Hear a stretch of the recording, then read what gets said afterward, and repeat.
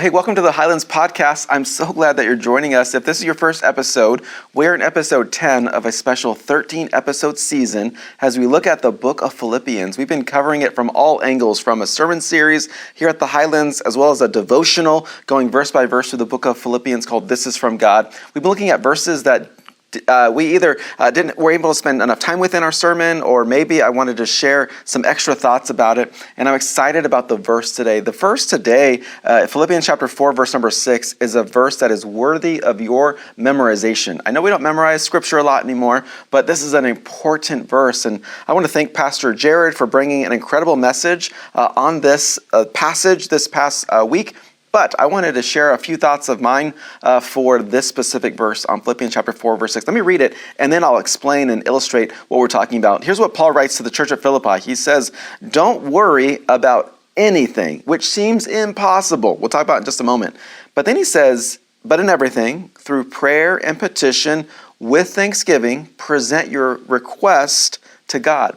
I love this because Paul reminds us of something, and apparently, remember, this was written like 2,000 years ago. So the Bible was not written to us, but it was written for us. And I love what Paul's writing because apparently 2,000 years ago, people were still dealing with the same things that we deal with today.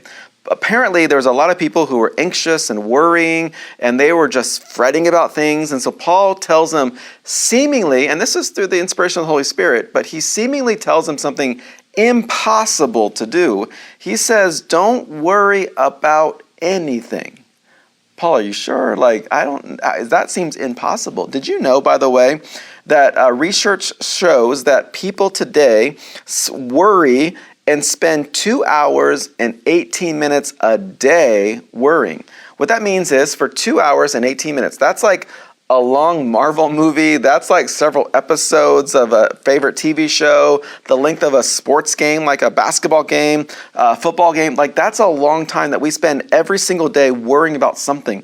And we worry a lot. In fact, our worries often overtake us and it overcomes us. It cripples us and mentally and emotionally, and we struggle with this. And I'm not here to diminish or demean any worries that we have.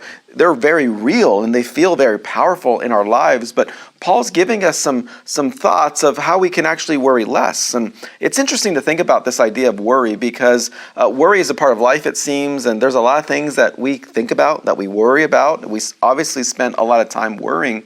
But I want to share just a couple of thoughts of why I think we worry too much. I think we worry so much because there's too much information. I mean, I grew up in the 90s and we didn't have social media, which makes me sound super old, and maybe I am.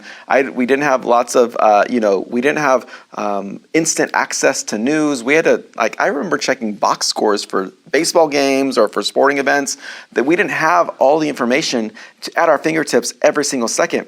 And what happens is so much information actually causes us to worry. Like things that I never even knew were happening around the world, now I could see on social media and I'm instantly worried about that. Or maybe there's some sort of illness or disease, or there's something going on around the world that I wouldn't have maybe thought about or heard about, but now I see or hear, or we hear about danger, or we hear about trials and tribulations around the world that now all of a sudden bring us worry. In fact, did you know that research shows that more than 90% of our worries actually don't come to pass? So we spend almost 2.5 hours a day worrying about something that 9 times out of 10 will not happen. That's fascinating because we spend so much time worrying over things that most likely will not happen. We worry about relationships. We worry about our boss. We worry about what's going on at home. We worry about our neighborhood. We worry about our community. We worry about our sports team. We worry about everything. And what I find interesting is that 90% of those things actually don't happen. But we have too much information. We have too much access to everything, and it actually makes us worry so much. But there's another reason why I think we worry too much, and that is because not only do we have too much information, but we actually have too little prayer. I don't know about you, but we actually don't spend 2.5 hours a day in prayer. In fact, studies I've seen say Christians often spend less than 5 minutes a week in prayer. So think about that. We're spending 2.5 hours a day worrying, and we're spending not even 1 minute a day praying, of course we're going to worry so much. Of course we're going to struggle with fear and anxiety. And again, there's some challenges there. I understand some mental health challenges and situations, and I'm certainly not here to diminish or demean those. But here's, spiritually speaking, as a pastor, what I think. If we were to worry a little bit less and pray a little bit more, I think we can actually live out Philippians chapter 4, verse 6 more often in our life, because we spend so much time worrying and so little time praying. And so when we think about that, man, if I spend 2 hours and 18 minutes a day worrying and less than 1 minute praying, if I were to flip that and spend 2 hours and 18 minutes praying and less than 1 minute worrying, I actually could live out Paul's admonishment or encouragement in Philippians chapter 4 about worrying about nothing. Don't worry about anything. And I love this idea because I think there is a real possibility that you and I could stop worrying as much. Let me share a couple of thoughts.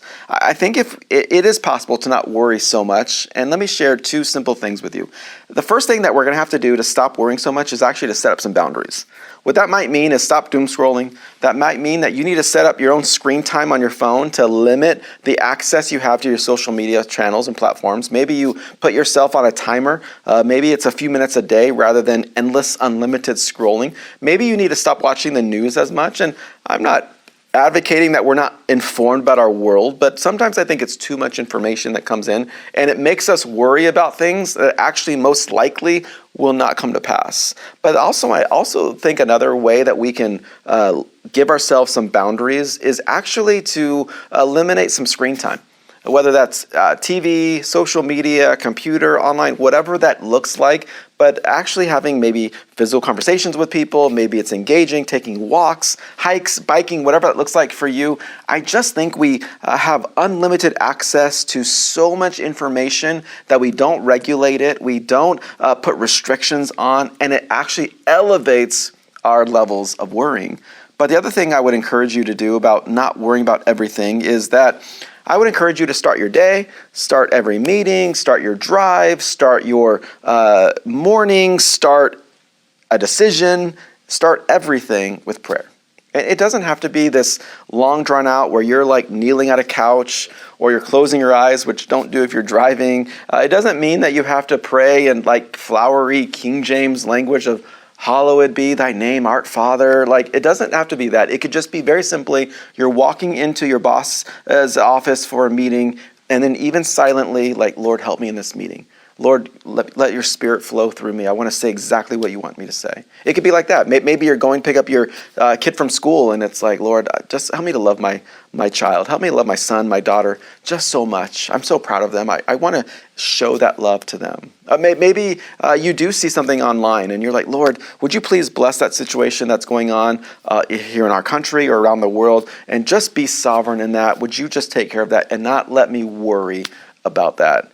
When you add up 2 hours and 18 minutes a day of worrying, do you know how much that is over a year?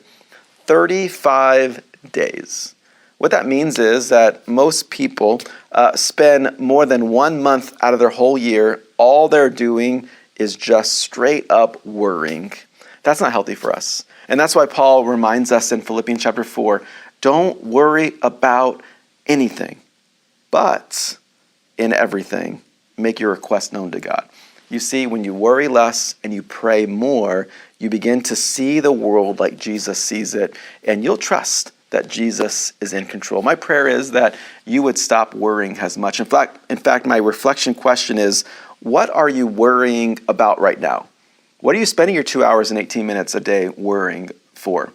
Take that to the Lord. The things that you're worrying, most of them won't come to pass, but even in those really hard situations, have you taken it to the Lord in prayer? I want to encourage you to take it to God in prayer. Let Him take care of it for you. After all, Jesus says, cast all your cares upon me, for I care for you. And I want to encourage you to stop worrying, start praying, and let's let God take care of the rest. Thanks again for being part of our Highlands family, watching this podcast. I pray it's been an encouragement to you. I pray that you'll worry less this week and let God be in control of your life and all the situations around you. He's a much better God than we try to be in our life, and so let's give Him control over everything. I'll see you next time on our next episode of the Highlands podcast as we continue on in the book of Philippians. Hope you have a great week. God bless.